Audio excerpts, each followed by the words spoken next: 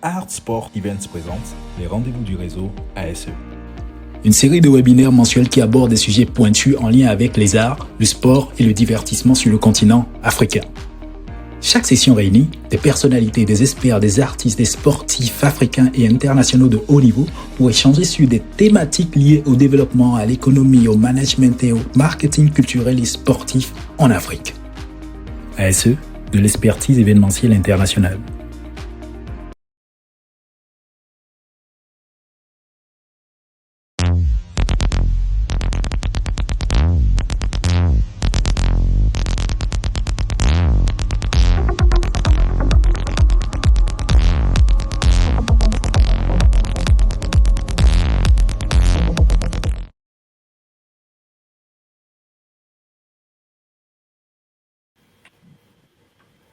Bonjour à toutes et à tous et bienvenue à ce deuxième rendez-vous du réseau ASE, un moment d'échange autour des arts, du sport et du divertissement en Afrique où l'on croise expertise, parcours intéressants, je dirais même inspirants et visions d'avenir. Aujourd'hui, nous abordons un thème très important, la médiatisation des grands événements culturels et sportifs en Afrique. Quels défis, quelles tendances et quelles opportunités? Et pour en parler, nous avons le plaisir d'accueillir 5 intervenants d'exception. Donc, Thomas Gilles, expert en grands événements sportifs internationaux, fondateur de la société ASE, Art et Sport Event. Bonjour Thomas. Bonjour Fidèle. Nous avons également avec nous Frédéric Gaillard. Il est directeur de production de France Télévisions. Il a supervisé la couverture de grands événements et il a participé à près de 12 Olympiades et plusieurs Jeux de la francophonie. Frédéric essaye toujours de se connecter. Nous espérons l'avoir avec nous dans quelques minutes, mais nous lui souhaitons déjà la bienvenue parmi nous. Nous avons également Tidiane Dio, ancien cadre de l'OIF. Il est journaliste, consultant et enseignant. Bonjour Tidiane. Bonjour Fidèle. Abbas Alamidi est un expert en stratégie de croissance et IA appliquée au sport et il nous fait le plaisir de participer à cette discussion aujourd'hui. Bonjour Abbas. Bonjour Fidèle, bonjour à toutes et tous. Et pour finir, Mélodie Donché, 6 fois championne du monde de freestyle ball et ambassadrice du sport au féminin. Bonjour Mélodie. Bonjour tout le monde. Nos invités partageront avec nous aujourd'hui leur vision, leurs expériences et leurs conseils pour mieux comprendre les défis et opportunités de la médiatisation des grands événements culturels et sportifs sur le continent africain. Donc, entrons tout de suite dans le vif du sujet. Commençons avec Thomas Gilles, qui a coordonné de nombreux événements d'envergure sur le continent africain. Quels sont, selon vous, les grands enjeux stratégiques et médiatiques autour des événements artistiques et sportifs en Afrique? Merci Fidèle. D'abord, je voudrais dire que je suis très heureux d'être parmi vous avec tous ces grands experts de haut niveau opérationnel dans ce domaine des médias. Alors, merci Fidèle pour cette question. Donc, tout d'abord, il y a des principes qui sont généraux au niveau de la planification opérationnelle. Ce sont les mêmes principes qu'on a dans tout grand événement, en fait. Par contre, il y a des choses, des outils qui changent, d'où on dit souvent change ton logiciel. Et là, c'est vraiment le cas de le dire. Donc, on a les principes qui sont exactement les mêmes avec les différentes phases, la phase de planification, la phase de promotion, avec notamment cette montée en puissance, la phase de médiatisation, qui est devenue maintenant multi-support, et également la phase post-événement avec les meilleurs moments.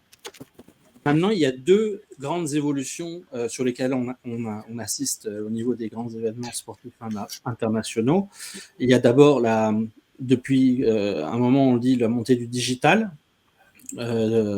par rapport aux autres médias classiques comme la télé et la presse, donc avec les jeunes qui sont de plus en plus connectés sur les réseaux sociaux. Donc ça, c'est la grande évolution qui se poursuit. Et une autre évolution très importante, qui est pratiquement maintenant une révolution, c'est l'intégration de l'intelligence artificielle, l'IA, qui est même pas dans une accélération constante, qui est aujourd'hui dans une accélération exponentielle. et qui touche tous les secteurs, tous les continents, et également qui touche le secteur de l'événementiel et le secteur des grands événements. Alors pourquoi l'IA? Parce que l'IA permet d'aller plus vite, d'être plus impactant et d'être plus performant, et c'est ce qui fait changer la donne. Alors les mêmes principes, on retrouve les mêmes phases comme la phase de planification, et aujourd'hui on a donc des outils IA qui permettent d'automatiser cette phase-là et donc d'être plus performant et d'aller plus vite dans cette phase-là. Et la phase de promotion, avec tout ce qui est création de visuels, photos et vidéos beaucoup plus rapide, beaucoup plus impactant en termes de promotion. Et il y a aussi la médiatisation qui avant était juste la captation télé, et maintenant il y a des outils et des caméras qui sont assistées par ordinateur, et on utilise beaucoup l'IA aussi dans le domaine de la médiatisation multi-support. Alors aujourd'hui, les jeunes, ils sont connectés, ils sont sur les réseaux, ils sont de plus en plus connectés au niveau du mobile, donc il faut aller les chercher là où ils sont. On retrouve deux grandes tendances qui marchent vraiment, que ce soit partout dans le monde et surtout en Afrique. Le football, qu'on retrouve encore à la télévision et au niveau des différents supports, et le e-sport aussi, le gaming de façon générale, où les jeunes sont non plus à la télé, mais sont sur du streaming et sur des plateformes. Maintenant, si on en revient aux grands événements sportifs internationaux, les Jay-Z et notamment sur le continent africain, il faut qu'ils aient aujourd'hui la même qualité que dans tout autre pays, que ce soit en Occident, en Europe, aux États-Unis. Pourquoi? Parce qu'en fait, ce sont les mêmes acteurs qui y assistent, que ce soit les artistes, les sportifs, les jeunes qui sont sur le digital, on sait qu'il n'y a pas de frontières, et aussi les médias, ce sont les mêmes médias qui assistent à ces événements-là. Donc en fait, le niveau d'exigence, il est exactement pareil sur le continent africain qu'ailleurs. On prend l'exemple du Maroc. Aujourd'hui, le Maroc ne fait que accroître sa qualité, notamment dans le domaine du football, dans le domaine des nouvelles technologies, à travers les différentes CAN, et il va aller jusqu'au mondial. Le Sénégal, qui va accueillir les JOJ, qui est de plus en plus sur le digital et qui va devoir poursuivre ça. Alors aujourd'hui, quels sont les défis de ces grands événements sportifs internationaux, qu'ils soient en Europe, sur les Amériques ou en Afrique? C'est l'impact médiatique et le retour sur investissement. Et on parle aussi de beaucoup d'héritage. Et l'héritage, c'est, on va dire, l'héritage dans tous les secteurs organisationnels, mais surtout dans le domaine média, qui est très important pour un pays.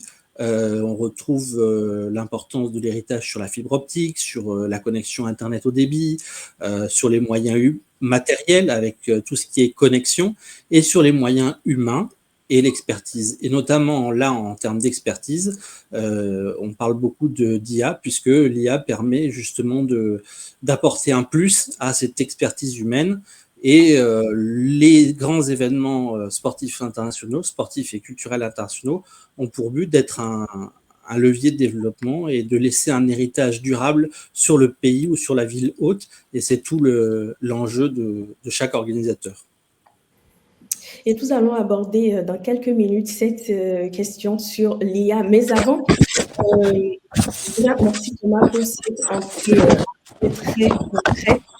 Nous allons nous adresser tout de suite à Tidiane Dio, qui a occupé de hautes fonctions dans les médias et l'Organisation internationale de la francophonie. Tidiane, votre regard est très précieux. Comment les médias africains peuvent-ils mieux valoriser les événements culturels et sportifs? Merci Fidèle. Je répondrai à votre question en faisant un petit récit de l'histoire de ces médias, comment est-ce qu'ils sont nés dans le continent, pour comprendre un peu comment est-ce qu'aujourd'hui ils devraient s'adapter. Je vais commencer par montrer quelque chose à l'écran, j'espère que vous le voyez bien. Oui, c'est un livre que j'ai écrit il y a quelques années maintenant sur l'histoire de la télévision en Afrique. Pourquoi je parle de ce livre? Parce que lorsque l'on voit comment est-ce que la télévision naît dans la plupart des pays africains, c'est une télévision qui est lancée au cours de grands événements.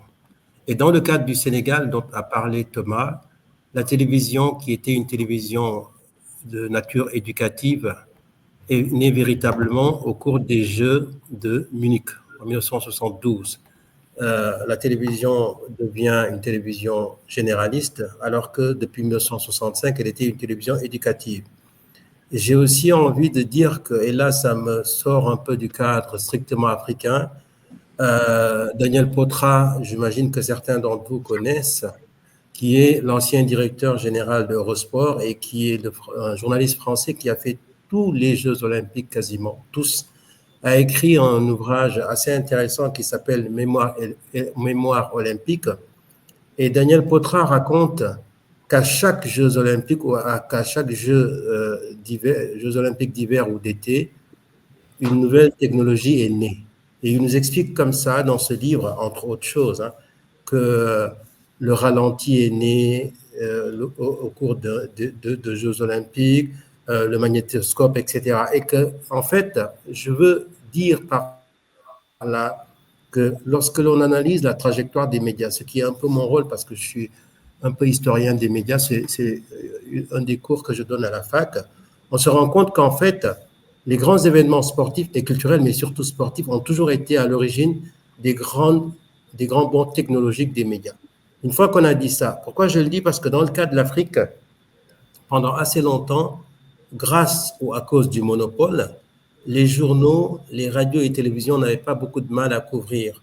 Ce qui se passait, c'est que lorsque, par exemple, on allait couvrir des Jeux olympiques, le gouvernement mettait en place tout un dispositif. Généralement, c'était les journaux, les médias gouvernementaux qui étaient souvent dans un système de monopole, étaient déployés vers le lieu où se tenaient les Jeux et l'on faisait des reportages qui n'étaient pas d'ailleurs des reportages en direct.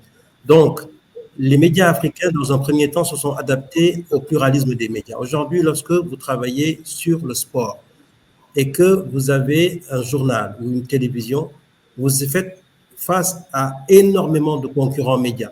Il y a des jeunes aujourd'hui qui quittent l'Afrique pour aller regarder la Coupe du Monde, qui, avec leur smartphone, arrivent à avoir des images exclusives que les télévisions n'ont pas. Donc, il y a ce aspect qu'il faudra de toutes les façons que les médias essayent de surpasser, les médias africains en général. Il y a un deuxième aspect, c'est que Thomas l'a un peu dit dans son... Et je sais qu'il est partisan de cette idée-là, c'est qu'il faudra de plus en plus que les médias africains et donc les journalistes africains se hissent au niveau des enjeux technologiques. Est-ce qu'il y a aujourd'hui une masse critique de journalistes qui sont en mesure de couvrir les grands événements? D'abord, il faut le matériel et ensuite, il faut la formation. Beaucoup de pays, dans le cadre de la coopération bilatérale avec des pays africains, beaucoup de pays du Nord, comme la France, le font. Canal France International, CFI l'a fait pendant longtemps. Et il y a aujourd'hui une idée très intéressante qui vient du Sud, pour le coup, et notamment de l'Afrique, qui est, ce sont des initiatives de l'Union africaine de radiodiffusion, qui regroupe les 54 radios et télévisions publiques d'Afrique au départ, et qui, depuis quelques années d'ailleurs, a ouvert ses portes aux médias privés. Eh bien, l'Union africaine de radiodiffusion, de plus en plus travaille dans ce sens, et ils ont eu l'exclusivité des droits de retransmission des Coupes d'Afrique des Nations entre 2019 et 2023, au cours desquelles années, l'UAR a beaucoup aidé les télévisions. Et ils avaient fait un travail tellement intéressant que la Confédération africaine de football leur avait même demandé de produire des matchs. Ils ont pu produire 40 matchs de la Ligue des Champions, la Ligue africaine des champions, par exemple. Donc, dans ce premier tour de table, j'ai envie de dire pour conclure que, à la base, les médias africains n'étaient pas du tout formés pour couvrir les grands événements sportifs parce qu'ils étaient encadrés, ils étaient dans, si j'ose dire, dans un système de monopole. Et le problème du monopole, c'est que vous ne vous posez pas trop de questions, vous ne vous remettez pas en cause. Ensuite, retenir que historiquement, tous les grands événements sportifs ont permis aux médias en général et notamment aux médias audiovisuels de faire des bons technologiques.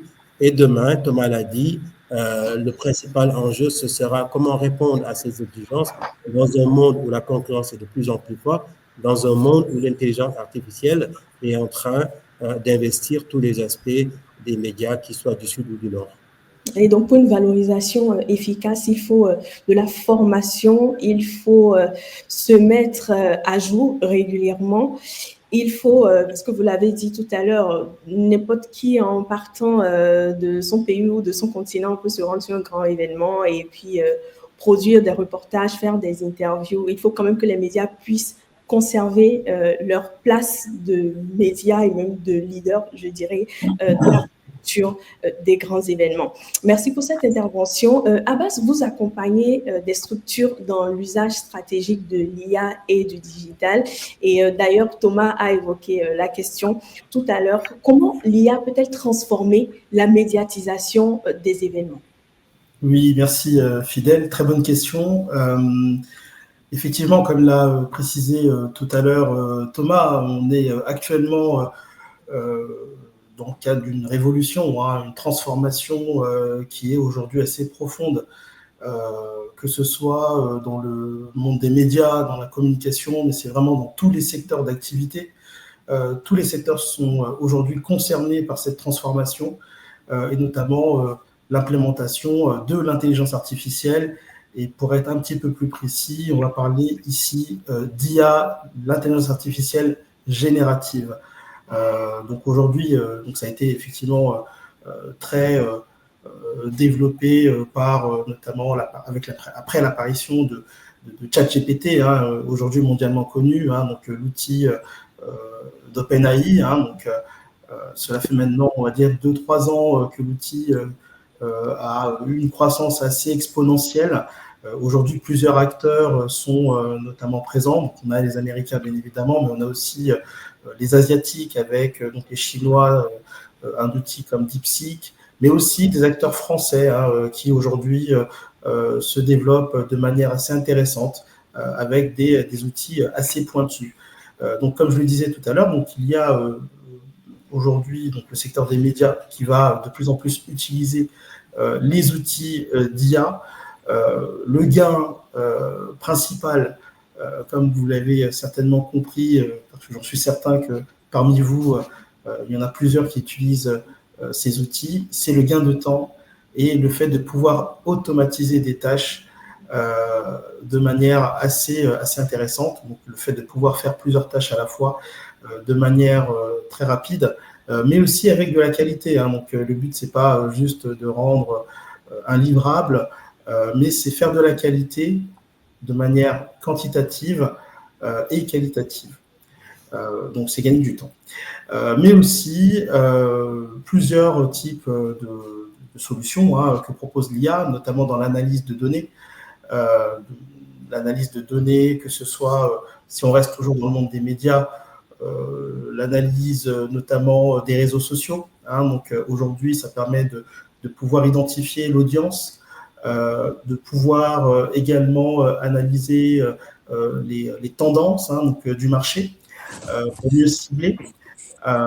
Et puis également dans le monde de l'événementiel et du sport, la valorisation, la communication avec des outils aujourd'hui qui permettent de livrer, de générer des contenus tels que des images ou même des vidéos ou même des sons, de l'audio, et bien évidemment du contenu textuel, donc avec des textes, des synthèses, des résumés. Donc vraiment, ça révolutionne aujourd'hui notre manière de travailler. Aujourd'hui, l'IA, le conseil que je donne généralement à l'ensemble de mes stagiaires, c'est de l'utiliser comme un assistant. Donc, bien sûr, l'IA ne va pas remplacer l'humain. Donc ça, il faut le savoir, parce que beaucoup de personnes se posent cette question. Ça fait partie des sujets qu'on peut avoir dans des discussions. Mais je tiens à rassurer que pour l'instant, en tout cas, l'IA est très loin de remplacer l'humain. Donc c'est surtout un assistant donc, qui permet d'aller plus vite sur des tâches, on va dire, répétitives, des tâches administratives. Et pour des organisateurs d'événements, dans le monde des médias notamment, il y a énormément de tâches aujourd'hui qui peuvent être effectivement réalisées par l'IA. Le plus important, c'est le paramétrage, bien évidemment, de toutes ces tâches, et ça nécessite effectivement des formations, des sensibilisations pour la bonne prise en main de ces outils. Ce qu'on peut dire, c'est qu'aujourd'hui, l'IA n'est pas réservée qu'à une petite partie de professionnels, mais c'est vraiment réservé. Enfin, tout le monde peut accéder, tout le monde peut monter en compétence sur l'IA. Il n'y a pas que les grandes entreprises, hein, même en Afrique, enfin, vraiment toute la population peut être concernée. C'est un outil qui est inclusif, hein, donc c'est n'importe qui aujourd'hui, même si on n'est pas spécialisé, on n'est pas tech à la base. Moi, je ne suis pas tech, hein, donc je n'ai pas fait d'école spécialisée, je ne sais pas coder, hein, par exemple, hein, mais aujourd'hui, l'IA permet, des outils d'IA permet de pouvoir générer du code, donc, ce qui est vraiment très intéressant.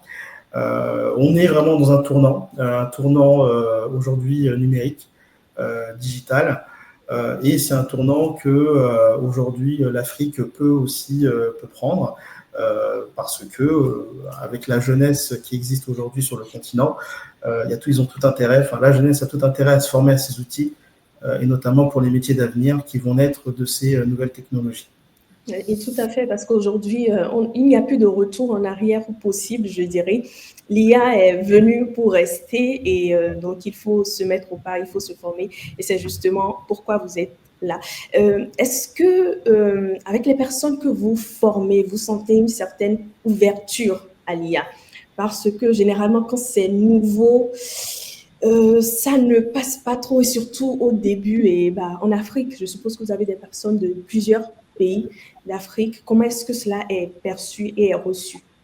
Alors, c'est vrai que, comme le disait effectivement tout à l'heure Thomas, en fait, c'est une transformation qui est vraiment très, très rapide, hein, même dans la perception des gens. Il y a encore 6 mois, les outils étaient encore pas très connus, hein, du grand public. Donc, quand on parlait d'intelligence artificielle, les gens voyaient ça comme vraiment quelque chose d'assez de méconnu. Les gens voyaient ça comme quelque chose de très, très, très lointain. Aujourd'hui, les gens s'y intéressent de plus en plus, sont beaucoup plus ouverts. Il y a quand même des professionnels qui restent encore un peu sceptiques, pour des questions notamment des questions d'éthique, hein, donc c'est une question qui revient très souvent. D'ailleurs, je tiens à préciser que l'usage de l'IA est quand même réglementé, notamment en Europe, hein, donc il existe aujourd'hui ce qu'on peut appeler la réglementation européenne de l'usage de l'intelligence artificielle, l'IA Act, donc un peu comme le précédent règlement pour la protection des données. Donc c'est des recommandations, des préconisations sur les dangers de l'IA. Mais pour répondre à votre question, aujourd'hui, il y a de plus en plus de personnes qui effectivement s'y intéressent. Il y a de plus en plus d'organismes de formation. Il y a 6 mois, on n'était pas beaucoup. Aujourd'hui, il y a des publicités, il y a des organismes qui étaient spécialisés effectivement sur des domaines différents de l'IA, mais qui ont pris le train en marche, et c'est très bien, hein, d'ailleurs, hein, si c'est bien fait. Et même des organismes qui commencent à proposer leurs services, comme on le fait chez A2 Consultants en Afrique. Parce qu'effectivement, on a compris très rapidement que l'Afrique était effectivement un terrain de jeu intéressant de par cet outil qui est totalement inclusif, que tout le monde peut prendre en main aujourd'hui, l'intelligence artificielle, que vous ayez fait une grande école, que vous débutiez effectivement dans le digital, et c'est là où ça devient vraiment très intéressant. Donc les cartes vraiment sont remises à plat. Donc aujourd'hui, il y a beaucoup plus d'ouverture à l'outil, mais on est encore au tout début. Je tiens à préciser, on est vraiment au tout début de l'IA, qui est d'ailleurs considérée comme étant l'une des dernières grandes révolutions technologiques, hein, donc en tout cas la plus grande depuis l'arrivée d'Internet. Voilà. C'est très bien, très bien. Et pour terminer ce tour de table, donnons la parole à Mélodie Donché, qui est athlète et qui vit d'ailleurs cette transformation du digital au quotidien. Mélodie, vous êtes une icône du freestyle, 6 fois championne du monde, et je dirais même championne du digital, avec 369 000 followers sur Instagram et près de 700 000 sur Facebook. Comment exploitez-vous les réseaux sociaux pour développer votre communauté? Alors, de base, moi, quand j'ai commencé le freestyle football en 2009, il n'y avait pas de réseau. Il n'y avait pas du tout de réseaux sociaux. Il y avait YouTube qui faisait ses débuts. Il y avait Skyblog à l'époque. Donc, pour ceux qui ne connaissent pas, Skyblog, c'était un genre de forum où on pouvait poster des photos, des petites vidéos. Et moi, à l'époque, j'avais pas Internet chez moi. Donc, en fait, quand j'ai commencé le freestyle football, je me suis dit, le seul moyen de me faire connaître, c'est avec les réseaux qu'on avait à l'époque. On ne savait pas qu'il allait y avoir Instagram, Facebook, tout ça. Et ce qu'on avait, on s'en contentait. Et il fallait que je me fasse connaître avec ça. Donc, j'allais chez mon frère et quand je faisais une petite vidéo d'entraînement, je la postais sur mon Skyblog. Et puis, en fait, je voyais même pas les retours, tout ça, parce que j'y allais une fois par semaine. Donc, tous les dimanches, j'allais chez mon frère et j'essayais de me faire connaître grâce à ce réseau-là. Et ensuite, il y a eu YouTube. Et c'est vrai qu'entre ces pendant 1 an, 2 ans, je me suis fait connaître plus par du bouche à oreille où j'ai fait des petites prestations à droite à gauche dans le Nord-Pas-de-Calais, parce que je vivais dans le Nord-Pas-de-Calais.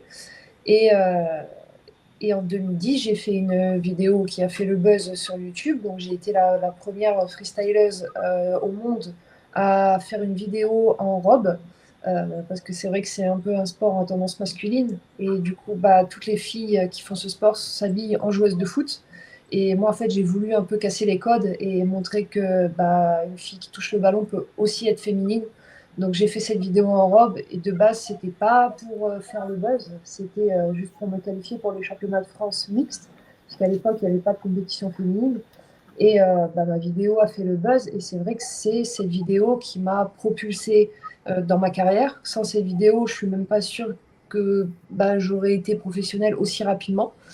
Et c'est cette vidéo aussi qui m'a fait quitter mon petit village dans le nord de la France et je suis partie à Paris avec un sac à dos et en fait c'est là que j'ai commencé ma carrière. Et quand je suis arrivée à Paris en 2010, Facebook commençait à arriver. Alors je ne connaissais pas du tout le réseau, j'avais un peu de mal au départ, j'y comprenais rien. Il y avait Twitter aussi, je crois, qui est arrivé au même moment. Et Twitter, j'ai un peu lâché dès le départ parce que je ne comprenais pas vraiment et je trouvais que ça parlait plus politique que sport. Donc, du coup, j'ai pas continué sur ce réseau. Et, et en fait, Facebook, du coup, je me suis créé une page fan sur Facebook. Et je l'ai créée en 2010 et en 2014, j'ai atteint les 400 000 abonnés en même pas 4 ans. Grâce au championnat du monde que j'ai gagné au Brésil, Red Bull m'a tagué en fait sur une vidéo et m'a propulsé encore plus. Et, ouais, en fait, les réseaux, ça m'a beaucoup aidé, beaucoup aidé. C'est pas la partie que je préfère, je dois vous l'avouer. Moi, je suis plus quelqu'un qui aime être sur scène, qui aime le contact direct avec les gens, le contact physique. Je m'investis beaucoup dans les réseaux parce que c'est mon travail et c'est ce qui me permet d'avoir des prestations. Et grâce au réseau, j'ai des contacts, j'ai des clients qui me contactent, j'ai mon site internet, donc les gens me contactent là-dessus et c'est comme ça que je peux faire des prestations en direct. Et comme j'en avais déjà parlé la semaine dernière, pour exemple, je pensais que sans les réseaux, comme ça fait 15 ans que je pratique cette discipline et que j'ai quand même une base de données de clients qui est assez grande, je me suis dit j'ai peut-être pas besoin de réseau en fait pour continuer à faire de la scène. Et en fait, pas du tout. L'année dernière, je me suis fait pirater ma page fan de 700 000 abonnés. Et pendant toute la période où j'ai pas eu ma page fan, où j'ai galéré à la récupérer pendant 2 mois, j'ai eu 0 client. 0 clients qui m'ont contacté, même via mon site internet, même via Instagram, alors que j'avais perdu que ma page fan. Donc c'est là que je me suis dit que les réseaux, c'est très important. Et c'est là que je me suis dit aussi qu'on est très dépendant des réseaux sociaux. Parce que j'ai été vraiment, je vous dis la vérité, en dépression. Quand j'ai perdu ma page, je me suis dit j'ai perdu mon travail. Ça a été une phase très compliquée pour moi, alors que je ne pensais même pas être accro au réseau. Et en fait, c'est là que je m'en suis rendu compte que si, j'étais vraiment accro. Et voilà, non, les réseaux, c'est important. Moi, je poste très régulièrement. Faut savoir que moi, je gagne 0 € avec les réseaux sociaux. Je poste pour le plaisir, je poste pour le plaisir des gens, les jeunes qui veulent apprendre des gestes, les jeunes qui aiment voir ce que je fais. Je ne gagne rien, sauf quand je fais des placements de produits pour des marques. Donc, j'en ai fait pas mal. Je ne vais pas dire que j'en fais toute l'année, mais j'en fais de temps en temps. Et en fait, voilà, depuis 2014-2015, je fais des placements de produits. Après, les vidéos, non, je je le fais pour mon propre plaisir. Ça prend énormément de temps parce qu'il faut dérocher, il faut faire le montage. J'ai personne qui s'occupe de mes réseaux sociaux, je m'en occupe toute seule. Ah oui, Donc, les réseaux sociaux me prennent à peu près, on va dire que je passe 6-7 heures par jour presque sur mon téléphone. Là, ce matin, j'ai encore fait un montage que je vais finir dans 3 jours parce que j'ai personne pour faire mon montage et je me débrouille toute seule. Et après, voilà, c'est mon propre plaisir et c'est ce qui me permet d'avoir du travail, tout simplement. et j'aimerais bien qu'on apporte une petite précision parce que vous disiez il y a quelques minutes que vous gagnez 0 € avec vos réseaux sociaux. C'est bien après le piratage que c'est le cas. Sinon, avant le piratage de votre page, il y avait des clients, il y avait voilà, des marchés. Ou, voilà, comment est-ce que ça s'est passé? Comment est-ce que ça se fait? Ce que je veux dire, c'est qu'en postant mes vidéos, je ne touche pas d'argent sur les posts que je fais. Moi, là où je travaille, mon statut, c'est intermittente. Donc, je suis intermittente du spectacle. Je poste mes vidéos pour rester régulière et pour rester, on va dire, en haut de la page. Ça veut dire que moins on poste, moins notre page, elle défile dans le fil d'actualité des gens. Donc, en fait, il faut poster régulièrement. Donc, même si j'ai des jours où j'ai pas de prestations, je cherche des choses à faire. Je cherche des vidéos à tourner. J'écris, j'ai un carnet où j'écris toutes mes vidéos que je voudrais tourner avec tel mobilier urbain. Ça, c'est que la partie où quand j'ai pas de prestations. Et je vais, par exemple, j'ai besoin d'une barre suspendue, j'ai une idée de vidéo, je l'écris et le lendemain, je vais trouver une barre suspendue dans mon village ou dans la ville d'à côté et je fais ma vidéo. Et j'essaye d'être en fait de varier mes vidéos. Je mets des vidéos d'humour, des vidéos de petits ponts, de freestyle, de discours de motivation pour les jeunes. Je fais un peu de tout en fait, mes prestations évidemment. Et en fait, grâce au fait que je sois très constante dans mes posts, ce qui fait que j'ai des clients qui me contactent et me disent voilà, on organise un événement pour telle ou telle chose, pour un séminaire d'entreprise, pour un tournoi de foot, et on voudrait une prestation de ta part. Et en fait, moi, je vais faire les prestations. Et en plus, s'ils veulent que je leur fasse de la publicité pour leur événement, voilà, c'est en plus. Et voilà. Ok, très bien. Merci, Mélodie. On revient à vous, Thomas. Quelle évolution devons-nous prendre aujourd'hui en compte en ce qui concerne les arts et le sport? Alors, déjà, on dit au-delà des arts et des sports, il y a le divertissement, l'entertainment. Ce sont à peu près les mêmes codes pour les uns et pour les autres, les codes à succès, du spectacle, de l'enjeu, des plateaux. Donc, et il y a beaucoup de passerelles entre les arts et le sport, et la frontière est vraiment mince.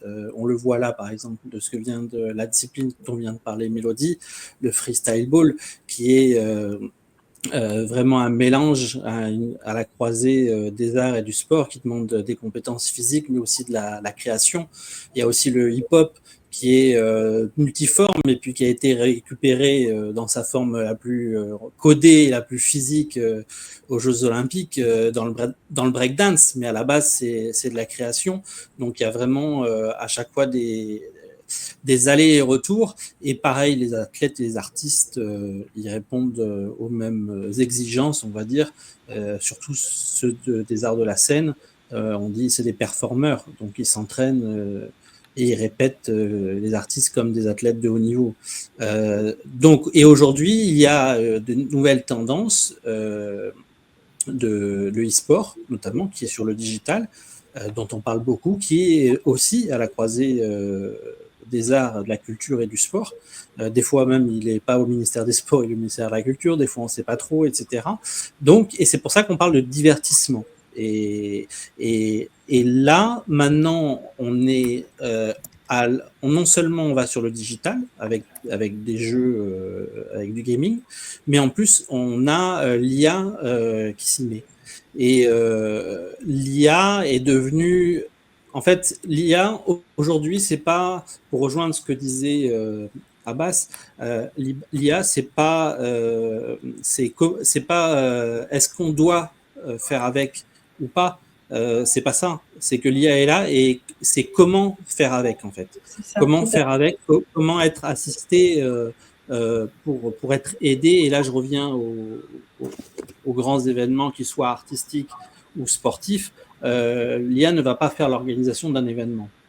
Par contre, l'humain plus l'IA va booster et va être beaucoup plus performant que l'IA seul ou que l'humain seul. Donc aujourd'hui, on n'a pas le choix, et sinon, ça va toucher tous les secteurs, hein, comme le disait Abbas. En fait, ça touche le volet éditorial. Donc aujourd'hui, pour écrire un texte, on se fait aider de l'IA et on va très très vite. Donc du coup, les journalistes vont être vite dépassés, et qu'ils soient européens ou africains. Pareil pour les graphistes. Et ce qu'on trouvait aujourd'hui, par exemple, on avait sur l'IA qui était très utilisé sur les Jeux Olympiques, par exemple, de Paris 2024, au niveau de la sécurité, pour le traitement des données et au niveau des formulaires, etc. Mais de plus en plus, on va retrouver l'IA dans la communication et dans les médias. Pourquoi ? Parce que l'IA devient de plus en plus créative, et on va l'utiliser de plus en plus dans la création de visuels, que ce soit photo et que ce soit vidéo. Et donc, du coup, ça va créer du contenu, et les jeunes, ils vont avoir besoin de qualité de contenu. Et on va avoir toujours cet aller-retour entre les arts et le sport, puisque le sport, c'est le spectacle également. Donc, en fait, comme l'Afrique, je dirais, pour conclure mon propos, c'est que comme l'Afrique a dû prendre le train en marche pour le volet numérique, pour la transition numérique, elle doit également prendre le train en marche pour l'IA, et le faire maintenant, parce que ça va très, très vite. Voilà. Très, très vite, et ça ne s'arrête pas, et ça ira encore plus vite dans les années à venir. Et nous avons le plaisir d'avoir enfin avec nous Frédéric Gaillard. Frédéric, votre micro est actuellement coupé, est-ce que vous pouvez l'allumer? Ça y est, c'est fait. Super, merci d'être avec nous. C'est terrible pour quelqu'un de la télévision qui n'arrive pas à se connecter à Internet à une réunion et à un rendez-vous. Désolé. Il n'y a pas de souci, nous sommes ravis quand même de vous avoir avant la fin de cette émission, et tout de suite, je vais vous présenter une nouvelle fois et vous poser tout de suite ma première question. Donc, vous êtes directeur de production à France Télévisions, où vous avez pu assurer le dispositif de production des matchs de rugby en France, mais aussi à Dakar. Vous avez participé à près de 12 Olympiades, et vous avez supervisé de grands événements mondiaux d'ailleurs. Et comment avez-vous vu évoluer les dispositifs de production télévision? Disons que quand on a commencé, et ce qui est assez drôle, c'est justement quand on parle un peu de l'Afrique, bon, en oubliant un peu tout mon volet francophone, français, France Télévisions, où là j'ai eu effectivement la chance de passer, faire 12 Olympiades, et j'ai vu évoluer tout ce monde télévisuel, et surtout du linéaire, on est passé au digital, et du digital, on passe effectivement, je vous rejoins sur l'IA qui commence un peu à nous titiller fortement dans tous les domaines. On est passé, par exemple, quand on a fait les premiers jeux de la francophonie avec Thomas, c'était au Liban en 2009. Et là, en 2009, on était sur on voyait bien que c'était émergent, qu'il y avait besoin de faire de la communication autour d'un événement comme la francophonie. Ça marchait très bien, mais ça marchait pas encore suffisamment pour impacter le monde entier. Et on est passé du Liban en 2009 à quelque chose qui était quelques heures de retransmission en direct avec une chaîne qui faisait un peu ce qu'il voulait. On a commencé à faire du signal international. Et très vite, à Nice en 2013, on s'est retrouvé à faire du numérique, avec du streaming. Déjà les premières épreuves du signal international bien cadrées, comme un signal international fait sur les JO ou sur d'autres événements comme des Coupes du Monde. Et au fur et à mesure, effectivement, c'est monté en puissance pour arriver à Abidjan, où à Abidjan, effectivement, il y a eu cette transition où là, on était, on va dire, presque à part égale entre le linéaire et le numérique. On a touché 250 millions en linéaire, mais on a touché tellement plus en numérique, parce qu'en fait, la force du numérique jusque-là, c'était de pouvoir, c'était du streaming. On ne faisait que streamer ce qui était déjà en boîte et qui était déjà diffusé. Et au fur et à mesure, on s'est approché des standards plutôt d'extraits courts, de choses plus impactantes pour les jeunes, surtout notamment. Et c'est vrai qu'aujourd'hui, l'évolution de la télé en général, des retransmissions dans leur ensemble, va de plus en plus vers du linéaire. Mais le linéaire ne veut pas, vers du numérique, pardon. Mais le numérique ne veut pas forcément dire qu'il faut faire des modes dégradés. Et souvent, c'est l'erreur qu'on fait, c'est qu'on se dit le numérique, c'est beaucoup moins cher que du linéaire, forcément, puisqu'il faut des outils. Les outils sont plus faciles d'accès. N'importe qui peut le faire avec un propre téléphone, smartphone, peut faire des images.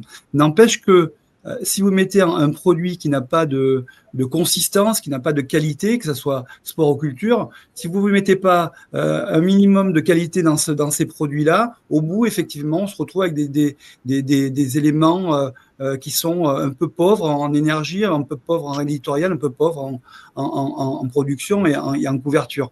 Donc là, aujourd'hui, l'évolution, elle est flagrante. On est passé du tout télévision, du tout linéaire, à quelque chose qui commence à basculer complètement vers du numérique. Et nous, à France Télévisions, on travaille beaucoup là-dessus, et notamment quand je vois comment on a couvert les Jeux Olympiques, notamment le relais de la flamme.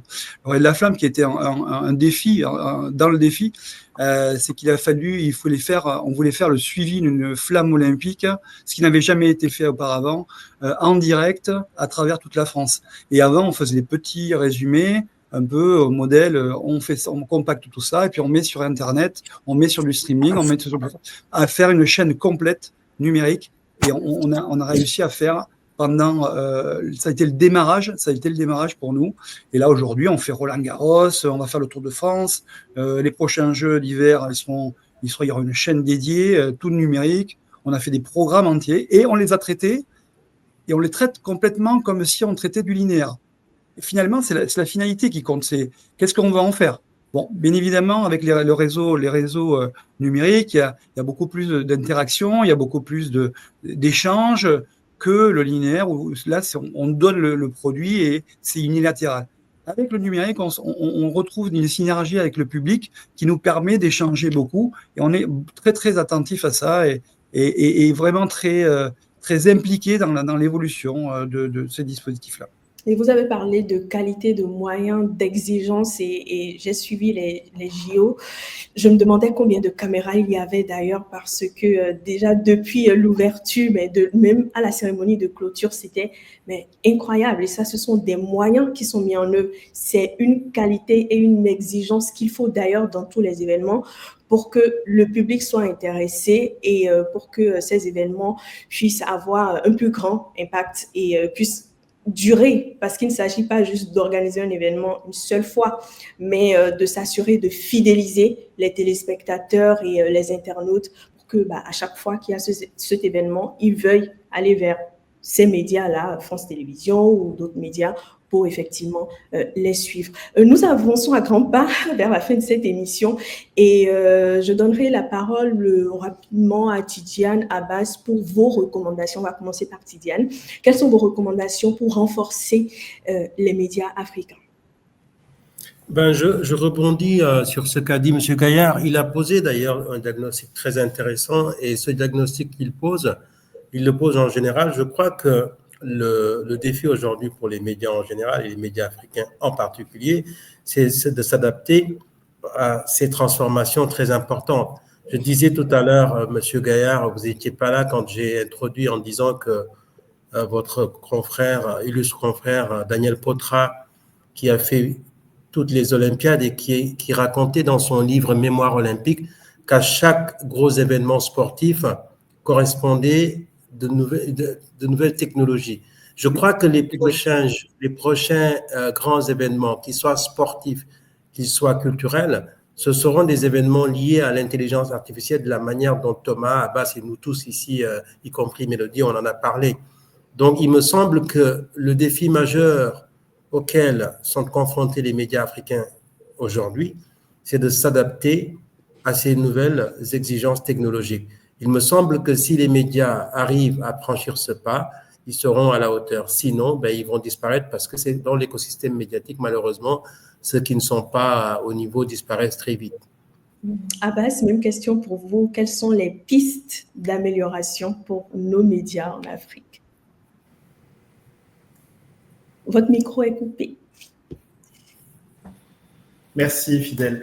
Oui, comme l'ont dit les personnes sur ce plateau, donc aujourd'hui, la prise en main des outils d'IA générative sont primordiales.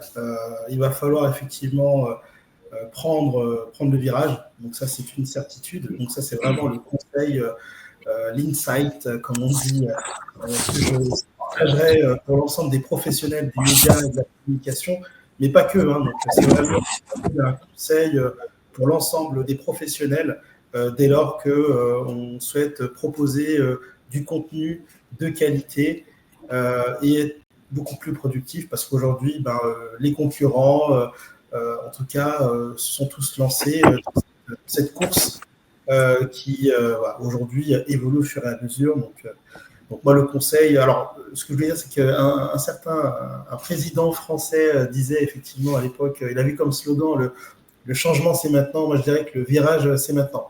Le virage de l'IA. Très bien. Merci, Frédéric. Un mot pour conclure, toujours sur la même question. Alors, j'ai pas tout entendu de ce qui s'est passé avant, et malheureusement, je le regrette forcément.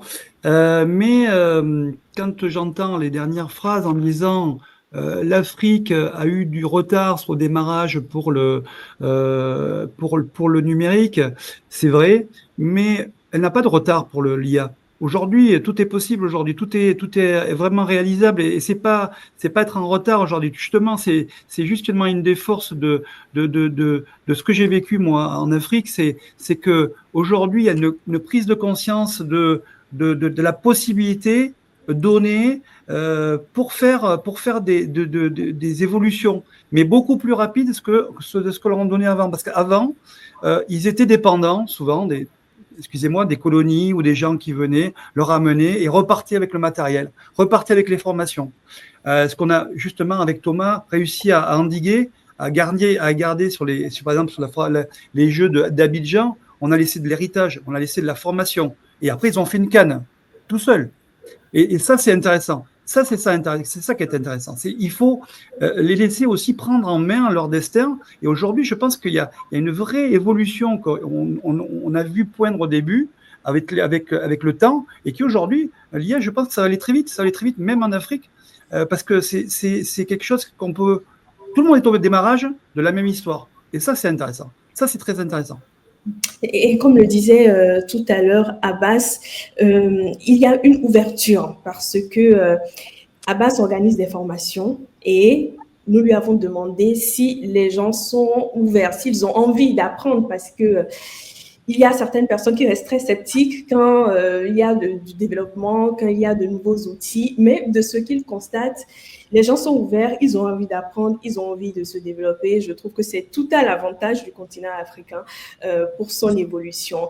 Un mot pour conclure, Mélodie Donché, notre championne du freestyle football.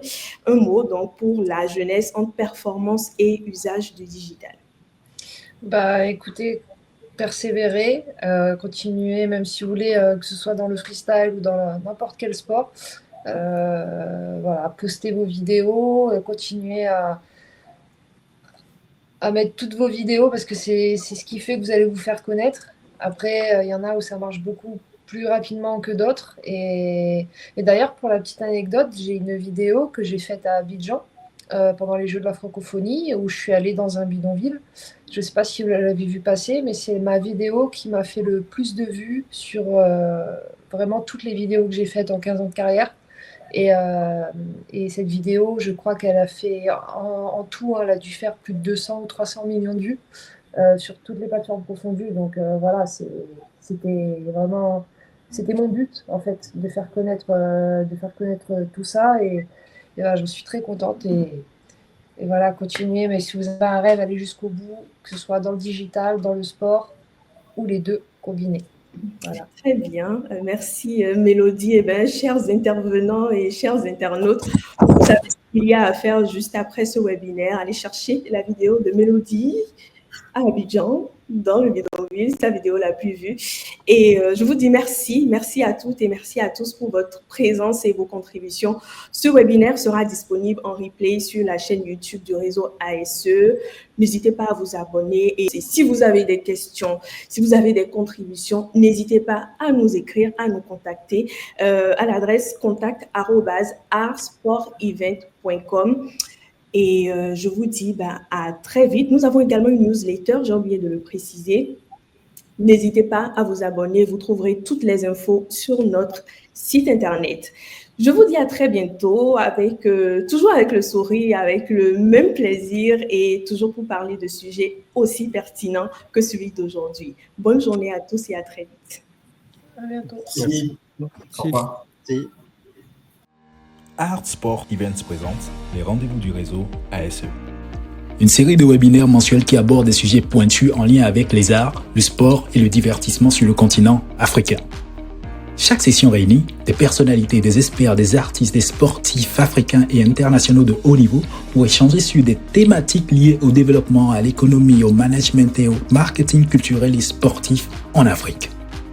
ASE, de l'expertise événementielle internationale.